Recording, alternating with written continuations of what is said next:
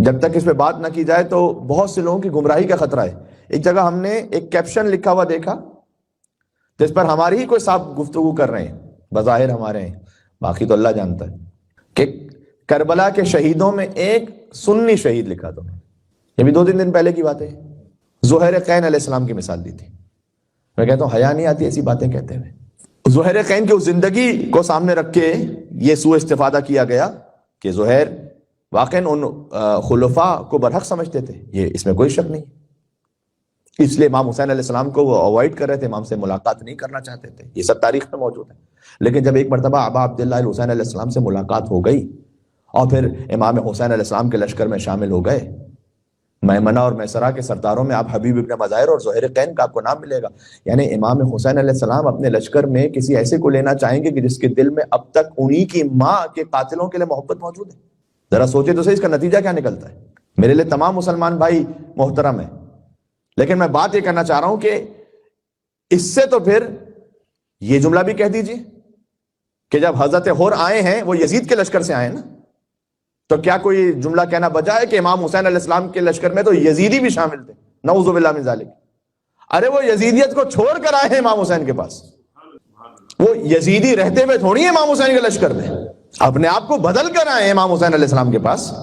یعنی بعد میں تو صرف یہی ایک بات رہ جاتی ہے کہ اچھا ٹھیک ہے، اس کا مطلب ہے کہ ہم کمپرومائز کر لیں سیدہ کونین سلام اللہ علیہا کی شہادت پر، کہ حتیٰ امام حسین کے لشکر میں اگر کوئی ایسا شامل ہو گیا کہ جس کے دل میں قاتلین حضرت زہرا کے لیے احترام موجود ہے، اسی کو سنی کہتے ہیں۔ اور کسے سنی کہتے ہیں؟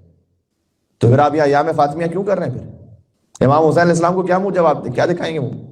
پھر بات یہ کی جاتی ہے کہ مجلس میں کوئی ایسی بات نہ کر دیجئے جس سے آنے والے کوئی ہور کا راستہ نہ رک جائے، وہ ہرٹ نہ ہو جائے۔ میرے بھائی جو ہور ہوتا ہے نا وہ رکتا نہیں ہے، وہ پوری حقیقت تولا تبرہ کو سمجھ کر حسین کے لشکر میں آتا ہے۔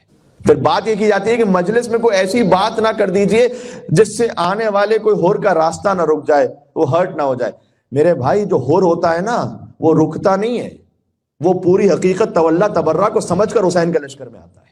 بات واضح ہو رہی ہے؟ امام حسین علیہ السلام کے لشکر میں کوئی آ رہا ہے تو وہ جانتے بوجھتے آ رہا ہے، وہ جانتا ہے کہ امام حسین علیہ السلام کا نظریہ اور عقیدہ کیا ہے اور ان کے بابا نے کیا کچھ کہا ہے ان لوگوں کے لیے جنہوں نے سیدہ کونین پر ظلم کیا۔ بس میں بات یہ کہنا چاہتا ہوں کہ کم از کم اپنے ہاتھ اپنے ایمان کو بچا کے رکھیں۔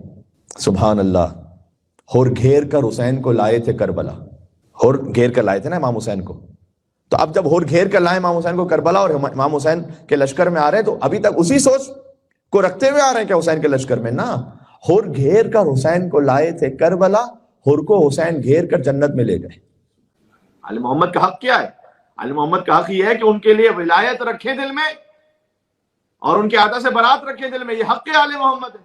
آپ کیسے کہہ سکتے ہیں کہ جس کے دل میں نعوذ باللہ من ذالک محبت ہو یا نرم گوشہ ہو ذرہ برابر بھی ان کا، کہ جنہوں نے جناب سیدہ سلام اللہ علیہا پر ظلم کیا ہے، آپ کہتے ہیں وہ بھی امام حسین کے لشکر میں تھے؟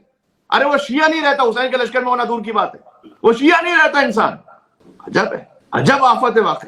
آیت اللہ حسن زادہ آمولی کا ایک جملہ نقل کیا جاتا ہے کہ انہوں نے یہ کہا تھا کہ اگر بی بی سیدہ سلام اللہ علیہا کے حق کو پامال کرنے والوں کے لیے ذرہ برابر بھی محبت چھوڑ دیجئے، کسی کے دل میں نرم گوشہ آ جائے نا تو وہ مقام ولایت سے گر جاتا ہے۔